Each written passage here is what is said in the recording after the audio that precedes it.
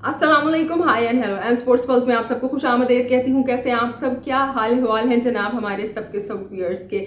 खेलों की दुनिया में हम आपको खुश आमदीद कह चुके हैं और खेलों की ये दुनिया इस वक्त खेलों की खबरों से और जो खेलों के रिजल्ट आए हैं हमारे पास उससे भरी हुई है और समझ नहीं आ रहा कि कौन सी खबर पिक की जाए और कौन सी खबर को स्किप कर दिया जाए।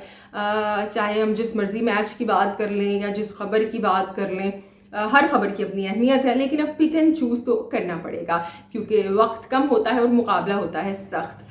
तो जी आइए प्रोग्राम का आगाज़ करते हैं और सबसे पहले उस बड़ी खबर से आगाज़ करते हैं कि जो जब मुझ तक पहुंची सो आई वॉज सो सरप्राइज। बल्कि दो ऐसी खबरें हैं कि जो मुझ तक पहुंची और मैं हैरान रह गई और एक खबर ने तो परेशान भी कर दिया साथ साथ। तब हैरान किस खबर ने किया, पहले उसकी बात करते हैं।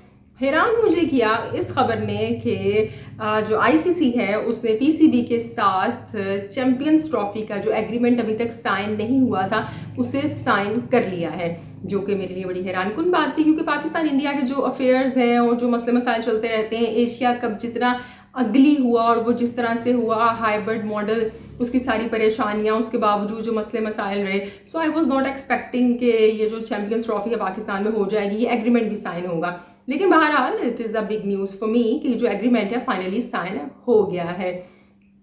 अब जब ये एग्रीमेंट साइन हो गया है तो काफ़ी क्वेश्चन भी जनाब रेज हो गए हैं कि ये जो फाइनेंशियल कमेटी के हेड हैं आईसीसी के, जे शाह, कि जिन्होंने एशिया कप में बड़ा अहम किरदार अदा किया था, क्या उनको पता है और बीसीसीआई की क्या राय है इस पे, क्या इंडियन टीम पाकिस्तान आएगी?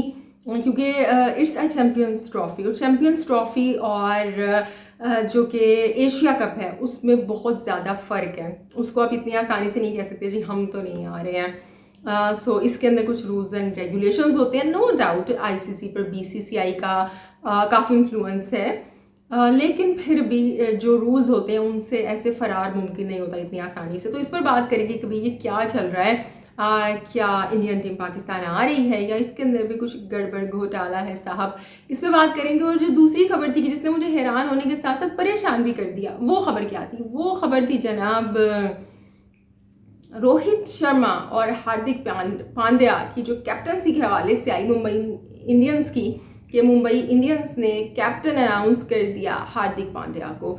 सो आई वॉज जस्ट शॉक्ड कि ये वाकई ऐसा हो गया है। देखिए ये तो आपको और हमें हम सबको पता था कि हार्दिक पांड्या का मुंबई इंडियंस में कम बैक हुआ ही इसलिए, इतनी बड़ी डील हुई और जी वो एक पूरा प्रोसेस फॉलो हुआ इस वजह से कि मुंबई इंडियंस उनके अंदर फ्यूचर का कैप्टन देखता है। ये तो आपको हमें पता था।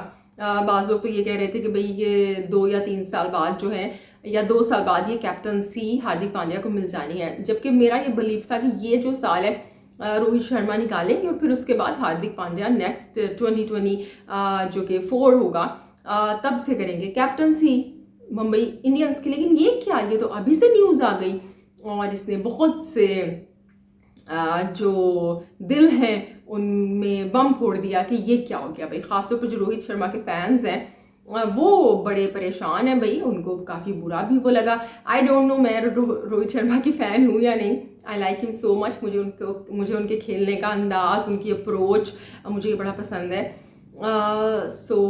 और अगर मैं बीइंग क्रिकेट एनालिस्ट बात करूँ बिल्कुल न्यूट्रल होके कि लाइक मैं उनकी फ़ैन नहीं हूँ, लेकिन फिर भी मुझे ये बड़ा वियर्ड सा लगा कि इतना बड़ा आपका कैप्टन जो कि 10 साल से आपके साथ है, 2013 से, if I am not wrong, और उसको आप इतनी आसानी से कैसे साइड लाइन कर सकते हो। काफ़ी I must say Toothless decision ये मुंबई इंडियंस का जनाब हमारे सामने आया। इस पर बात करेंगे और क्रिकेट की दुनिया में बड़ा कुछ चल रहा है। सोचा तो मैंने ये था कि इंडिया का जो मैच हुआ था साउथ अफ्रीका से, सेकंड T20, उस पर भी बात करेंगे, लेकिन अभी बिल्कुल टाइम नहीं है। उस पर वैसे ही काफ़ी बात हो गई होगी, मैं नहीं कर सकी।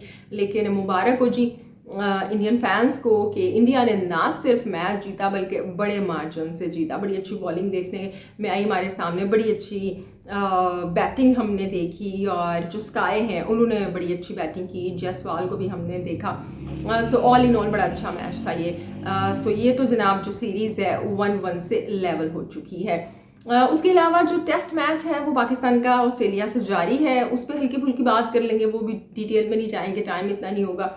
लेकिन एक तीसरी खबर भी है, how I can just right it of, कि जिसने जो था ना मेरे जो दिल है उसको कुछ किया, वो कहते हैं कुछ कुछ हुआ, कि ये क्या हो गया और कि ये तो ऐसा सोचा ही नहीं था। तो वो था जनाब, वो जो हमने सोचा हुआ था आपने मैंने, कि हम जनाब अब जो फाइनल है एशिया कप का, अंडर 19 एशिया कप का, उसके अंदर फिर से पाकिस्तान इंडिया आएगा। और मैं बात भी कर रही थी कि देखते हैं कौन किससे बदला चुकाता है।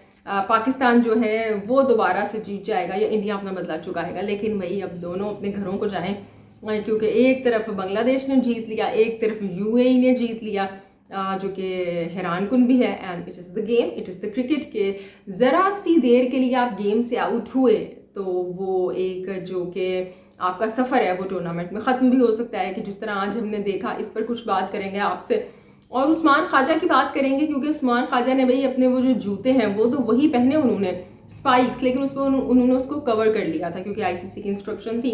लेकिन उन्होंने क्या किया भाई, वो उन्होंने तो आर्म बैंड जो है उसे कैरी कर लिया। अब बाज़ लोग ये कह रहे हैं कि ये तो भाई आईसीसी के ख़िलाफ़ एहतजाज है और आईसीसी को एक्शन लेना चाहिए। तो इस पर बात करेंगे कि उस्मान ख्वाजा ने ये क्या किया और क्यों किया। और जी इंडियन वुमेंस की बात करें, और इंग्लैंड की वुमेंस टेस्ट मैच जारी है 2014 के बाद, जो है वो काफ़ी लंबे अरसे बाद, नो 2014 के बाद तो कैप्टन जो है आपकी वो टेस्ट मैच खेल रही हैं इंडिया की। लेकिन वैसे काफ़ी अरसे बाद ये जो है हम टेस्ट मैच देख रहे हैं, और इसके अंदर जो इंडिया की परफॉर्मेंस है वो बड़ी अच्छी है। और मुझे ऐसे लगता है कि अब ये जो छठा टेस्ट मैच है इंडिया जीत सकता है, काफ़ी चांसेस हैं। दीप्ति शर्मा की बात की जाए तो she is so good with both bat and the ball. और जो इंग्लैंड की वुमेन्स हैं उनको तो भाई टिकने नहीं दे रही हैं हिंदुस्तानी ख़वातीन, हिंदुस्तानी नारियाँ। So they are doing very well. और अगर ये टेस्ट मैच जीत जाती हैं इंडियन वुमेन्स, तो वैसे इंटरनेशनली ये छठा उनकी टेस्ट सीरीज़ होगी जो वो जीतेंगी। लेकिन होम में ये तीसरी टेस्ट सीरीज़ होगी जो वो अपने नाम करेंगी। इससे पहले वो साउथ अफ्रीका को मेरे ख्याल से हरा चुकी हैं। और जी पाकिस्तानी जो वुमेन्स हैं वो भी ओडीआई मैच खेल रही हैं न्यूजीलैंड की वुमेन्स के ख़िलाफ़, और बड़ा अच्छा फाइट बैक हमें दिखा। न्यूजीलैंड की वुमेन्स ने मैच तो जीत लिया, लेकिन फ़ाइट पाकिस्तानी वुमेन्स ने बड़ी अच्छी पुट की। सो जी ये कुछ ख़बरें हैं, इन पे आपसे बात करते हैं और इस बातचीत के सिलसिले को आगे बढ़ाते हैं। आप लोगों ने बस एक काम करना है, रहना है मेरे साथ साथ, क्योंकि आप लोगों का साथ होता है ना तो ज़रा मज़ा आता है बात करने का। सो सबसे पहले बात कर लेते हैं इस बड़ी खबर की, यानी कि चैम्पियंस ट्रॉफी की खबर की। तो अब खबरें ये आ रही हैं कि ज़का अशरफ साहब ने एग्रीमेंट साइन कर लिया है, और अब वही सवाल है कि जो इंडियन गवर्नमेंट है, क्या जय शाह ने उनको लिया है अपने एतमाद में। क्योंकि अगर कोई ये कहे कि नहीं भाई बीसीसीआई को तो पता ही नहीं है या उनसे छुप के कुछ कर लिया, तो डैट्स नॉट पॉसिबल। ये आपको और हमें पता है, ऐसा तो हो ही नहीं सकता। क्योंकि जनाब बीसीसीआई ही क्या, जितने ये जो मुल्क हैं जो कि चैम्पियंस ट्रॉफी खेलेंगे, इन सब की मर्ज़ी शामिल होती है ऑफ कोर्स इसके अंदर, और फिर ये एग्रीमेंट किया जाता है और ये एग्रीमेंट हो गया है। अब ये क्या इसके अंदर सूरत हाल है, या तीन लोग इसका जवाब वो दे सकते हैं, ज़का अशरफ साहब या आईसीसी के जो हेड हैं वो। आईसीसी इस चीज़ का आंसरेबल है, वो सही बता सकता है, या फिर जय शाह बता सकते हैं। क्योंकि ऐसा तो नहीं हो सकता कि बीसीसीआई को पता ही ना हो। और इसके अंदर क्या अब इंडिया पाकिस्तान आने के लिए तैयार है। लेकिन मुझे एक शक और भी हो रहा है कि एग्रीमेंट क्या साइन हुआ है, लाइक कोई इस किस्म की शिक तो नहीं रख दी गई है आईसीसी की जानिब से कि लाइक इंडिया आएगा तो इस तरह का कुछ होगा, लाइक कुछ भी एन वक्त पे कोई टर्न हो जाए कि अगर सारे ममालिक ना माने आने के लिए, कोई एक भी ना माना, लाइक नॉट सारे, अगर कोई एक भी ना माना तो हम इसको शिफ्ट कर लेंगे, हम फॉर द टाइम बीइंग इसे पाकिस्तान के साथ साइन अप कर रहे हैं। सो कुछ इस किस्म की बीच में कोई टर्म तो शामिल नहीं है। मुझे शक पड़ रहा है कि ये सब कुछ इतना आसान नहीं होने वाला है, और अगर इतना ही आसान है सो डैट्स वेरी गुड। हम तो पहले ही से चाहते हैं कि भाई इस तरह के जिस तरह दूसरी कंट्रीज़ आती हैं इस तरह इंडिया भी आए जनाब, क्योंकि यहाँ पे इंडियन जो बैटर्स हैं, जो बॉलर्स हैं, जो टीम है उसके काफ़ी ज़्यादा फैंस हैं। वो भी भाई लाहौर के ग्राउंड में, कराची के नेशनल स्टेडियम में, पिंडी में, या फैसलाबाद में, जहाँ जहाँ पे मैचेस होंगे, सियालकोट में, अल्लाह करे कि ये स्टेडियम भी वैसे इस काबिल हो जाए चैम्पियंस ट्रॉफी तक, यहाँ पे कोहली को खेलते हुए देखें, रोहित शर्मा को खेलते हुए देखें, और होपफुली ये दोनों खेलें भी, या इसके अलावा स्काई को खेलते हुए देखें, जनाब ऋषभ पंत वापस आ चुके होंगे, उन्हें खेलते हुए देखें, हार्दिक पांड्या को देखें। तो हम लोग भी चाहते हैं और फैंस भी चाहते हैं, और अल्लाह करे जी ऐसा हो जाए। लेकिन जो जो डेवलपमेंट है, जैसे जैसे वक्त बढ़ेगा ये सामने आ जाएगी। लेकिन बहरहाल फिल वक्त ये खबर बहुत बड़ी है कि पाकिस्तान ने एग्रीमेंट साइन कर लिया है, बल्कि ये कहना चाहिए आईसीसी ने एग्रीमेंट साइन कर लिया है पाकिस्तान के साथ। क्योंकि अगर आईसीसी ना करता, इस बात का इशू बना लेता कि भाई इंडिया तो मान ही नहीं रहा, तो बात तो वहाँ की वहाँ ही ख़त्म हो जाती कि इसको चैलेंज। जैसे खबरें आ रही थी कि जैसे कि वो जो आइसलैंड है उन्होंने कहा कि हमारे यहाँ करवा लें जनाब, और वेस्ट इंडीज़ की खबरें आ रही थी, यूएसए की आ रही थी, मतलब जिसका जहाँ दिल कर रहा था वो खुद से चैम्पियंस ट्रॉफी करवा रहा था। लेकिन अब फाइनली जनाब एग्रीमेंट हो गया है। So hope for the best, आगे जाके देखते हैं क्या होता है। दूसरी खबर की जानिब आते हैं जनाब रोहित शर्मा की, and it's really very shocking for me, क्योंकि एक बड़ा कैप्टन है, एक बड़ा लीडर आपका, और जो कि बड़े अच्छे से टीम को लड़वाना जानता है, उन्हें ले के चलना जानता है, और प्लेयर बड़ा अच्छा है, उसको क्या ऐसे ही आसानी से साइड लाइन कर देना बनता है क्या? और मेरा बस एक सवाल है कि अगर रोहित शर्मा ने ये जो वर्ल्ड कप है जीत लिया होता, क्या मुंबई इंडियंस की इतनी हिम्मत होती कि उनको रिमूव करके हार्दिक पांड्या को कैप्टन इस तरह से बना दिया जाता? जबकि वो कैप्टन जो कि 10 साल से आपके साथ है और आपको 5 टाइटल्स मुंबई इंडियंस को जितवा चुका है। अभी जो लास्ट जो कि सीज़न है ये मुंबई इंडियंस का इतना अच्छा नहीं गया, तो क्या सिर्फ एक सीज़न इतने एक एवरग्रीन और सुपरस्टार के लिए फ़ैसला करने के लिए काफ़ी है क्या कि वो अब कैप्टन नहीं रहेगा? और क्या रोहित शर्मा को इस बारे में एतमाद में लिया गया, या फिर ये फ़ैसला उन्हें सुना दिया गया? क्योंकि ऑफ कोर्स अब अगर कोई आपको रखना ही नहीं चाह रहा तो आप ये अपनी भी एक सेल्फ रिस्पेक्ट होती है, आप कहो कि नहीं जी मुझे कैप्टनसी करनी है, या फ़ैसला उन्हें सुना दिया गया, या वो इस फैसले से खुश हैं, वो इससे राज़ी हैं, और अगर वो आईपीएल में कैप्टनसी नहीं करेंगे तो ये जो खबरें आ रही हैं कि भाई रोहित शर्मा को मनाया जा रहा है T20 वर्ल्ड कप की कैप्टनसी करने के लिए, तो क्या उसके अंदर भी रोहित शर्मा कैप्टन होंगे या नहीं होंगे?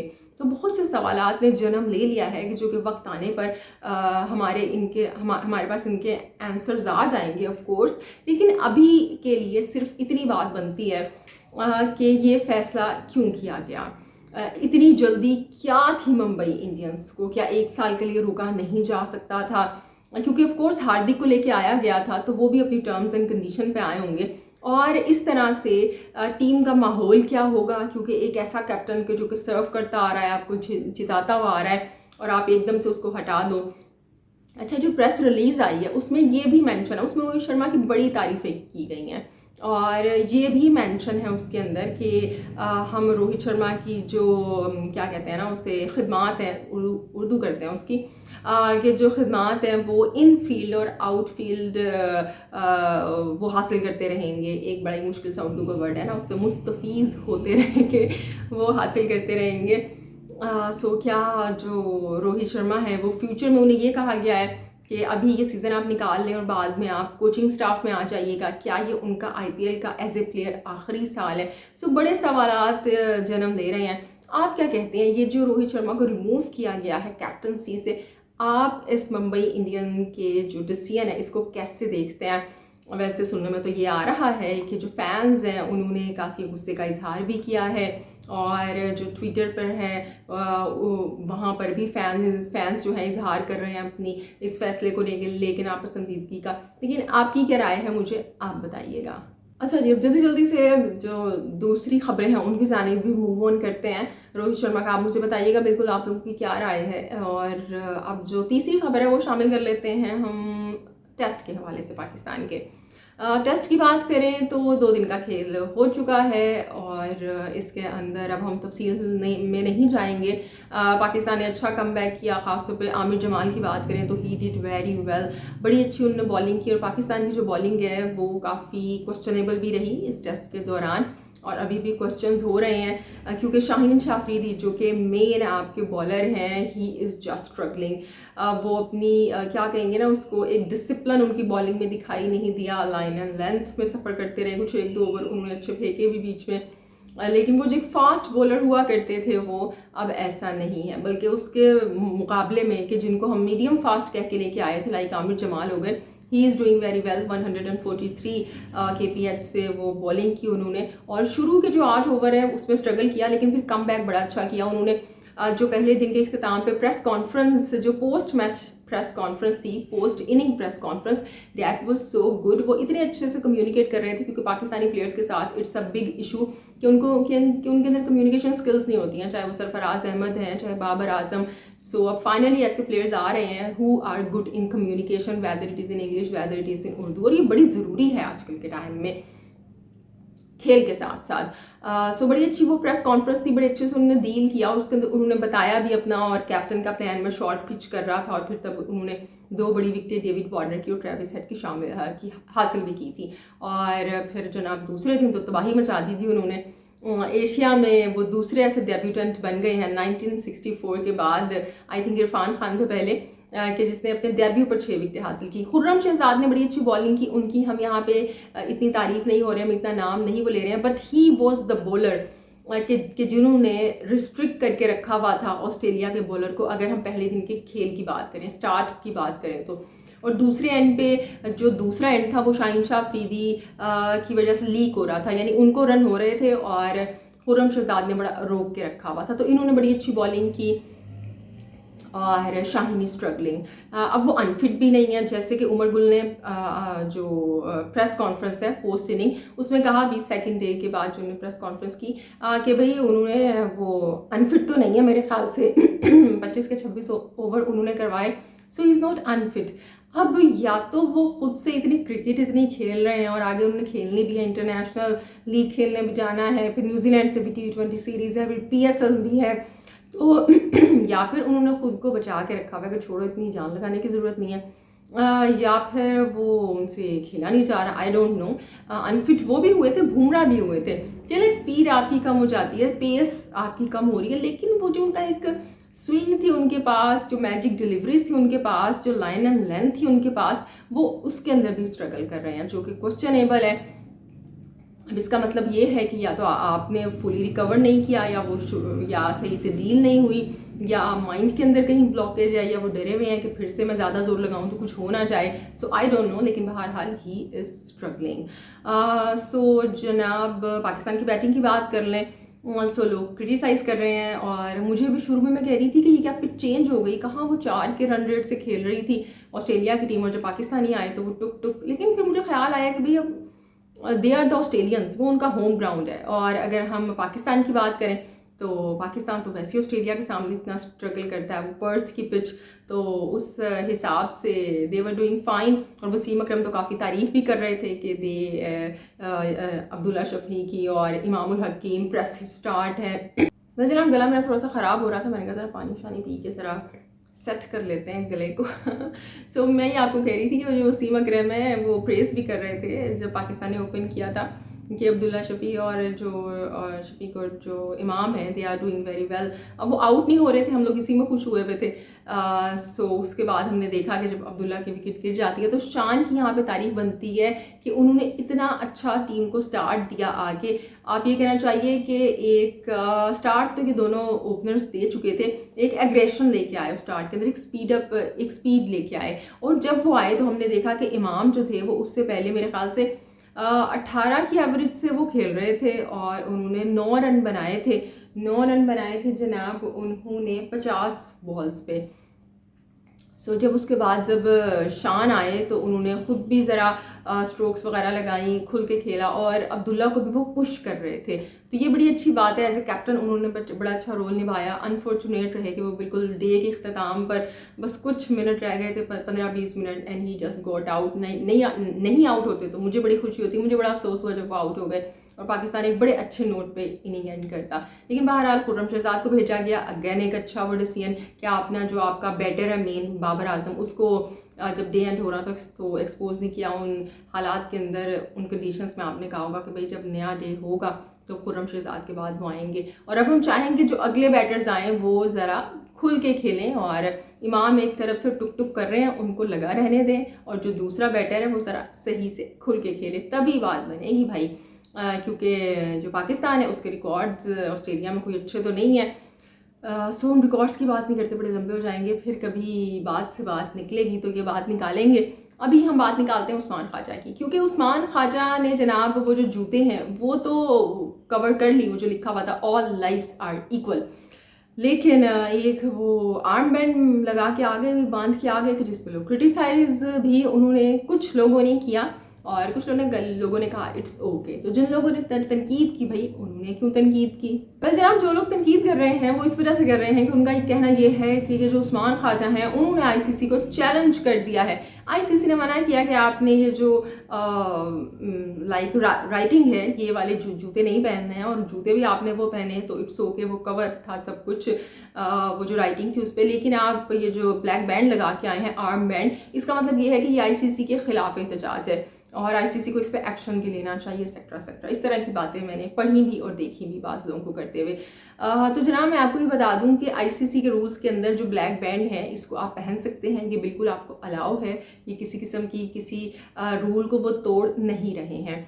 और इसकी डिफरेंट वजूहात होती हैं। जिम्बाब्वे के जो एंडी फ्लावर हैं वो एक दफ़ा जब उनके मुल्क के कुछ पॉलिटिकल इंस्टेबिलिटी हुई भी थी तो उन्होंने भी पहना था। और अगर हम चले रीसेंट की बात करते हैं, ज़्यादा हम दूर नहीं जाते, ज़्यादा गहराई में हम नहीं जाते हैं। सो भाई अभी जब इंडिया के अंदर जो पैट कमिंस थे उन्होंने पहना था, बल्कि मिच मार्श जो थे उन्होंने पहना था, क्योंकि उनके गालिबन फादर की उनकी फैमिली में किसी की डेथ हो गई थी, तो फिर जब वो वापस आए थे तो उन्होंने वो जो आर्म बैंड है वो पहना था।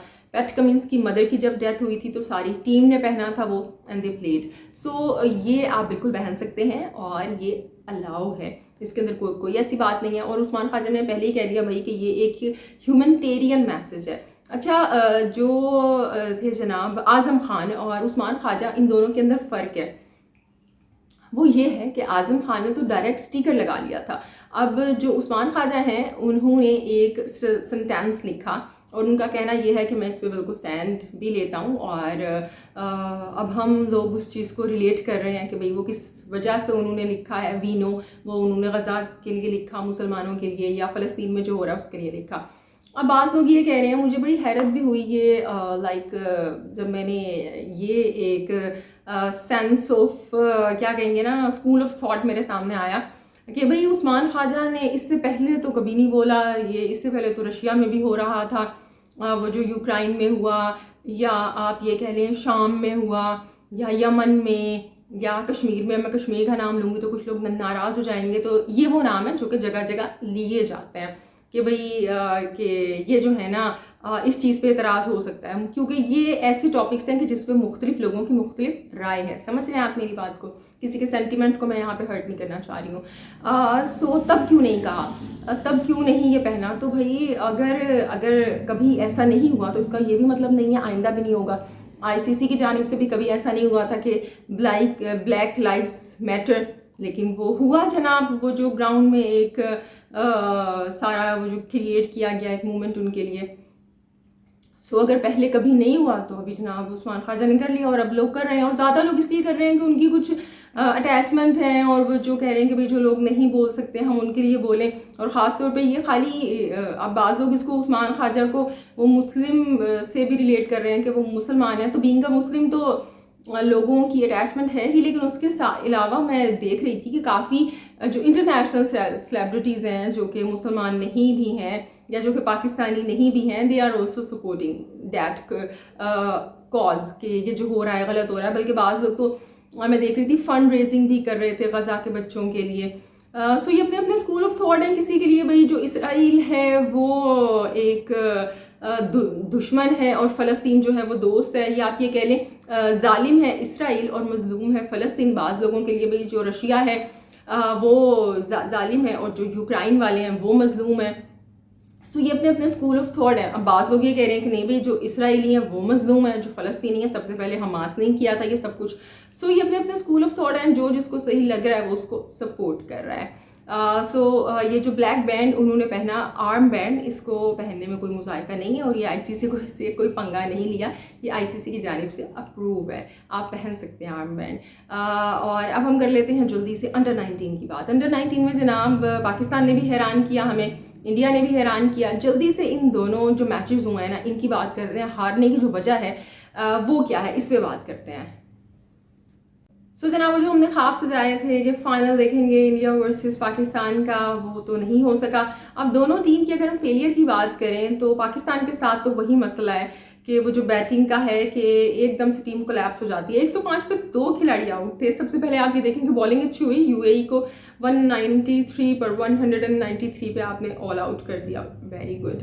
इतना बड़ा टारगेट भी नहीं मिला, लेकिन उसके बाद जब सब कुछ अच्छा चल रहा था, 105 पे 2 खिलाड़ी आउट थे और फिर हमने देखा कि एक आउट हुआ, फिर 107 पे 1 रन आउट, फिर 121 पे 2 रन आउट, यानी यके बाद दीगरे 3 खिलाड़ी जनाब रन आउट हो गए। फिर जो टीम है संभल नहीं पाई, 11 रन से जो यूएई है उन्होंने ये मैच जीत लिया। तो पाकिस्तान को ज़रूरत है यहाँ पे जो मेंटल टफनेस है ना, उस पर काम करने की खिलाड़ियों को, कि कुछ नहीं हो जाता भाई, अगर एक एंड से विकेट गिर भी रही है तो आप तो अपना काम करो, इतनी टेंशन में आने की क्या ज़रूरत है, और जल्दी क्या है ऐसी जब इतना बड़ा टारगेट नहीं है आपके पास। तो नर्व्स पे कंट्रोल करना बेहद ज़रूरी है। और इंडिया की बात करें तो इंडिया का अंडर 19 का ये जो टूर्नामेंट है, इसमें इंडिया की बॉलिंग में वैनम नहीं दिखाई दिया।